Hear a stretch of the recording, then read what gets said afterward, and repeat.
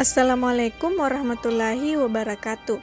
Perkenalkan, saya Ririn Eko Wardani dan saya Fitri Aulia Sahara, perwakilan dari kelompok 4, dan anggota kami Anita Mahmud akan membawakan materi mengenai unsur lahir atau bentuk dan batin atau makna dalam puisi.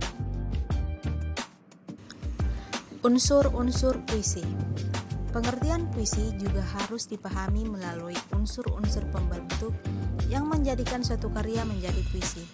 Menurut Kosasih pada tahun 2012 dan Waluyo pada tahun 1887, secara garis besar unsur-unsur puisi terbagi menjadi dua macam, yaitu struktur fisik dan struktur batin puisi.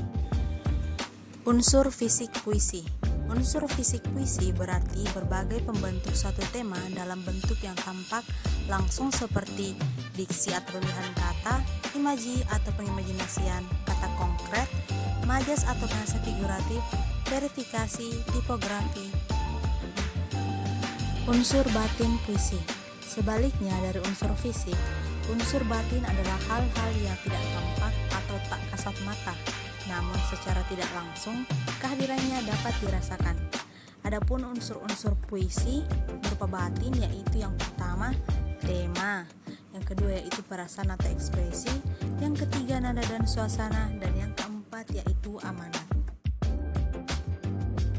Pengertian puisi menurut para ahli. Menurut Herman J. Waluyo, puisi adalah karya sastra dengan bahasa yang dipadatkan, dipersingkat, dan diberi rima dengan bunyi yang padu dan pemilihan kata yang imajinatif.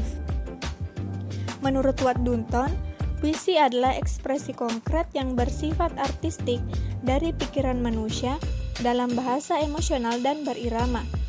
Menurut Suroto berpendapat bahwa secara bebas dapat dikatakan bahwa puisi adalah karangan yang singkat, padat, dan pekat. Menurut Pradopo mengatakan bahwa puisi adalah rekaman dan interpretasi dari berbagai pengalaman manusia yang penting diubah dalam bentuk atau wujud yang paling berkesan. Menurut Herbert Spencer, puisi adalah salah satu bentuk pengungkapan gagasan yang bersifat emosional dengan mempertimbangkan keindahan dan efek estetis lainnya. Pengungkapan gagasan dan perasaan dalam puisi. Puisi adalah susunan kata yang indah sebagai hasil pengungkapan kembali segala peristiwa dan kejadian yang terjadi dalam kehidupan sehari-hari. Puisi sering dibuat atas dasar ungkapan hati dan perasaan sang penyair. Kemana arah perasaan penyair tersebut bersandar, kesitulah arah amanat dan isi puisi tersebut ditujukan agar pembaca dan pendengar dapat ikut merasakan perasaan hati sang penyair. Perasaan merupakan suatu hal yang tidak dapat diterka kemana dan kapan perasaan tersebut akan berarah. Kadang perasaan berarah pada kebahagiaan, keharuan, kebimbangan, bahkan kesedihan. Yang pasti, dimanapun arah perasaan itu bersandar, akan menghadirkan ekspresi dalam sikap tersebut. Ekspresi dan perasaan adalah suatu wujud ungkapan isi hati yang lembut dan sulit diraba. Teknik dan cara membaca puisi. Dalam membaca, ada beberapa hal yang harus diperhatikan, seperti alat ucap, faktor kebahasaan, dan faktor non-kebahasaan. Dengan menguasai ketiga faktor tersebut, akan menggampangkan dalam berdeklamasi. Faktor yang pertama yaitu pelafalan.